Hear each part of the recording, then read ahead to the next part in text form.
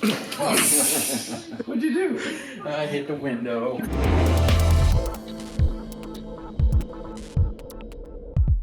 Hey, welcome to Flight Test. I'm Alex and this is Josh. Hey guys. And a lot of people have been wondering what it takes to get into FPV, and actually FPV has been really driving the hobby forward in the last couple of years. Right, but it can be really complicated and really intimidating to get involved with. Yeah, a lot of times it's overwhelming. There's a lot of different products out there that have FPV.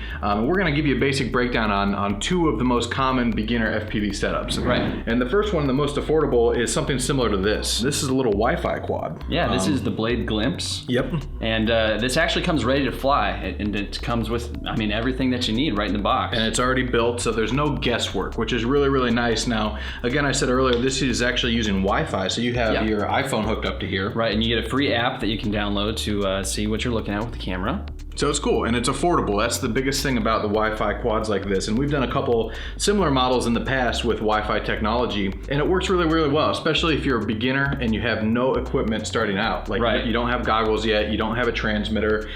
This is an all-in-one package, and this one in particular starts at about $220 for the ready to fly. Now, one of the things to keep in mind with Wi-Fi quads is there's a little bit of latency. A little bit of a lag, yeah. So when you're flying, whatever you're seeing on the screen is typically like a fraction of a second behind, which doesn't sound like a big deal. If you're gonna be flying indoors like we're gonna be doing today, it makes a big difference. It can cause some trouble. However, if you're out in an open field, it works great. Another cool thing to do with these Wi-Fi quads is you can fly the quad line of sight with your eyes, and you can give the phone to one of your friends and take them for a ride, which is pretty fun. Yeah. Another thing is this comes with this one in particular, the Glimpse. It comes with a little camera on the front that actually records in HD, which is pretty cool. Obviously, it's not a GoPro or anything, but it is HD and it works pretty well. Now, the other alternative to flying FPV when you get started, the most common I'd say would be 5.8 gigahertz. Right, but if you're gonna buy one of those, then you're talking a price point of like twice as much, like $400. At least. For example, the Blade Nano, which is a comparable model to the Glimpse, it uses 5.8. So basically what you get when you pay the extra money for like 5.8, or even if you want like 1.3 or any of those other frequencies, is there's no lag. So exactly what you see in the goggles or on your FPV screen, that's exactly what the quad is seeing. It's a lot better for flying aggressively. You see these crazy FPV videos of people flying through trees and stuff like that. Yeah. That's typically what they're using. Okay. Wi-Fi, on the other hand, is great for beginners, and it obviously comes at a lesser of a price. So what we're gonna do is we're gonna upgrade this to 5.8 so that we can show you the difference between what you'd see on Wi-Fi on your phone or at 5.8 in the goggles. All right, well, now that we have our little Glimpse friend suited up with his little 5.8 party hat, we can make the side-by-side comparison. Show you the differences between, we got Wi-Fi over here and the 5.8 signal on here. So basically this up here is the 5.8 module, and you can actually get one of these from Horizon Hobby. It's about $100. Super lightweight, and it just runs off that little 1-cell battery, which I also hot glued onto the back there. This camera does not record, it only transmits the video. Bottom camera is actually the Wi-Fi camera, so it's coming through my iPhone here, and it also records the HD video to an onboard memory card. So we're gonna kind of do a side-by-side comparison and show you guys the true differences between Wi-Fi versus 5.8. Just watch out for the throw pillows.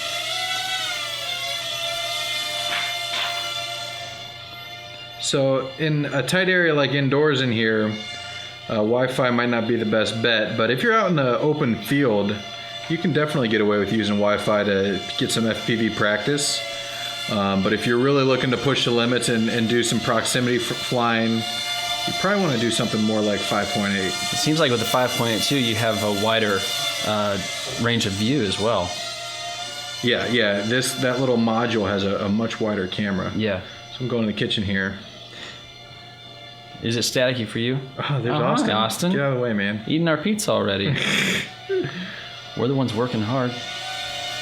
Yeah, you do get quite a bit of static. So let's see what we can go up here, see which gets better range, the Wi-Fi or the 5.8. Okay.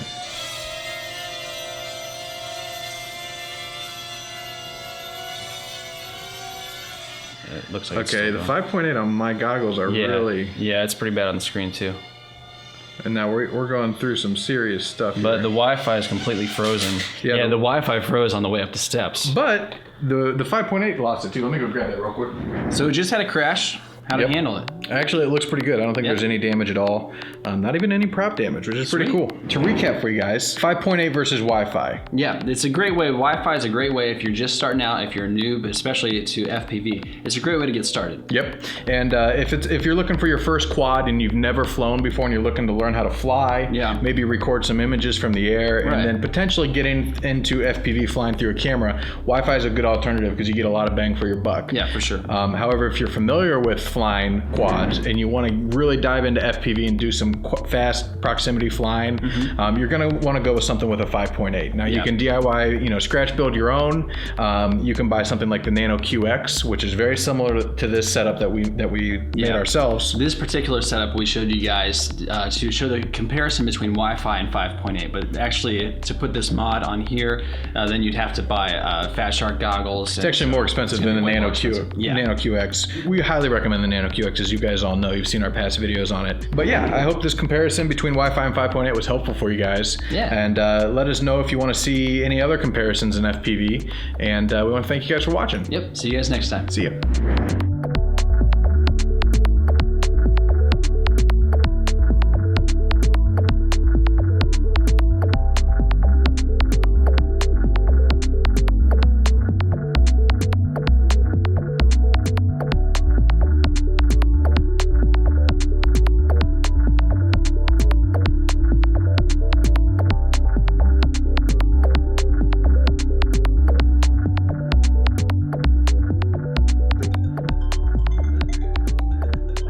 Yes? I don't know who that is.